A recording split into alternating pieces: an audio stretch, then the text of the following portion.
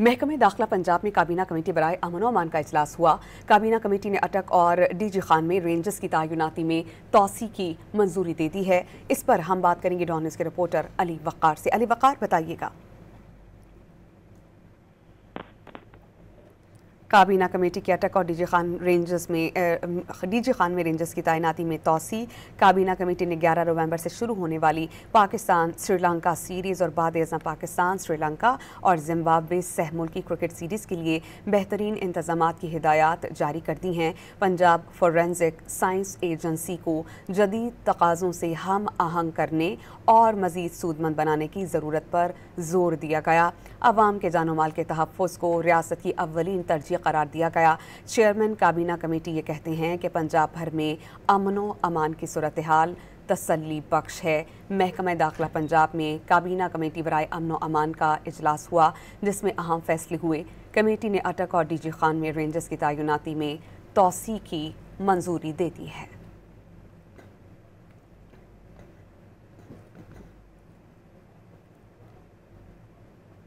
हमारे साथ मौजूद हैं डॉन न्यूज़ के रिपोर्टर अली वक़ार, उनसे जानते हैं। अली वक़ार, बताइएगा, इस इजलास में अब मज़ीद क्या अहम फैसले हुए हैं?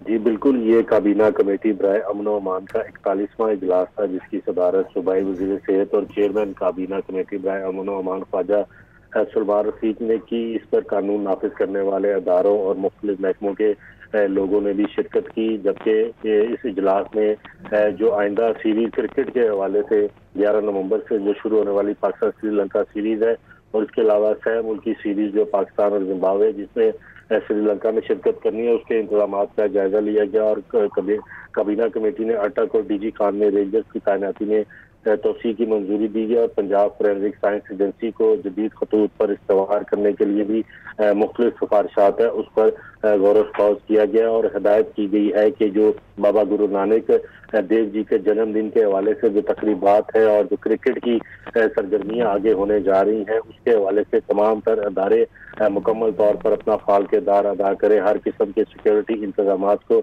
यकीनी बनाया जाए और इसके अलावा दीगर जो अमूर थे उस हवाले से जो सूबे में अमन व अमान के हवाले से उस पर तबादला ख्याल किया गया। इसमें पाकिस्तान क्रिकेट बोर्ड के जो COO है सुमैर अहमद सैयद, उन्होंने भी शिरकत की और मुख्तलिफ अजला के जो कमिश्नर्स और RPOs ने उन्होंने भी वीडियो लिंक के जरिए जो अमन व अमान की सूरत हाल है उस पर अपनी सिफारिशात और जो दीगर तजावीज़ है वो पेश की, जिस पर ख्वाजा सलमान रफीक ने तमाम इदारों को कहा है कि वो जो आइंदा आने वाली जो अहम इवेंट्स हैं पंजाब में बिलखुसूस उस हवाले से अपने तमाम तर इंतजाम फौरी तौर पर मुकम्मल करें।